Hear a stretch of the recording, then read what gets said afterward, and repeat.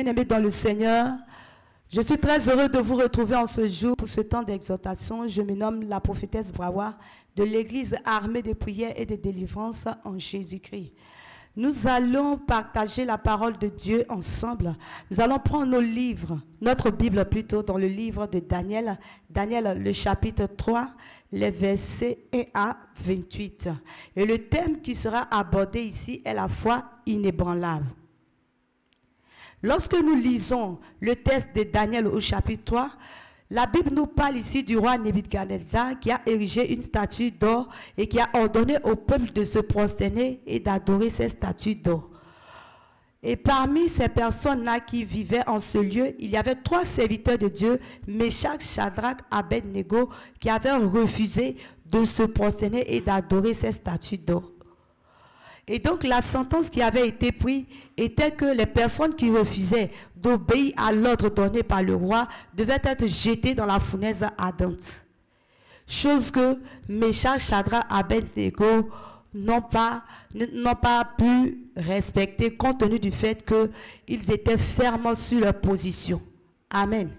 Lorsque nous lisons le texte de Exode chapitre 20, le verset 5, la Bible nous dit « Tu ne te prosterneras point devant elle, tu ne les serviras point, car moi, l'Éternel, ton Dieu, je suis un Dieu jaloux qui punit l'iniquité des pères sur les enfants jusqu'à la 3e à la 4e génération de ceux qui me haïssent. » Meshach, Shadrach, Abed-Nego ont regardé à la parole de Dieu.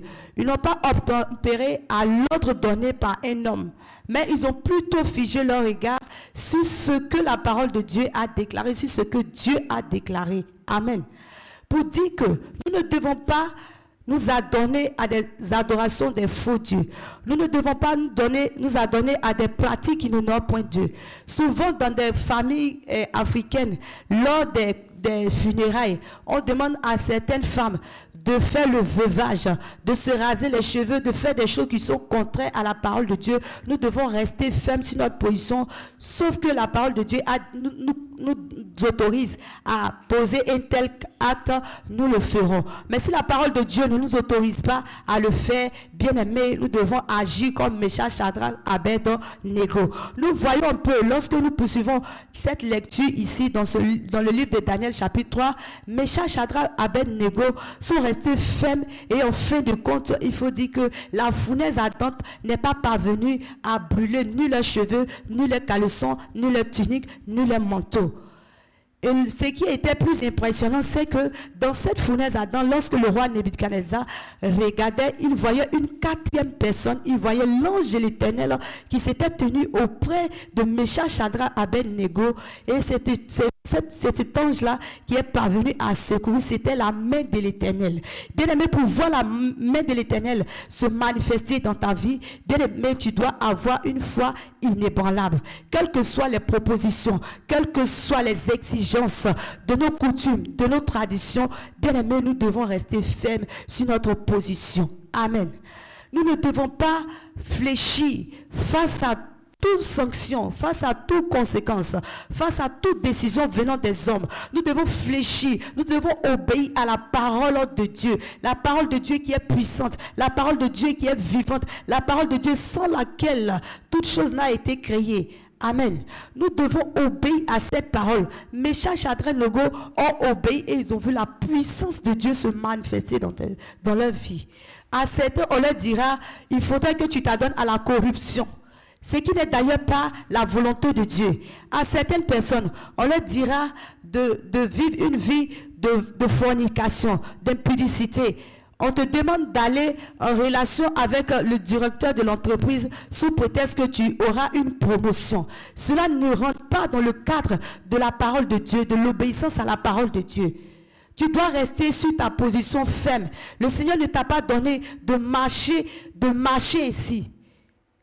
Nous devons obéir à la parole de Dieu et nous allons voir la puissance de Dieu se manifester dans notre vie. L'histoire de Job, par exemple. La Bible nous parle de Job. Malgré les épreuves, malgré les difficultés, malgré les situations auxquelles Job était confronté, sa femme lui demandait, Job, maudit Dieu et meurt.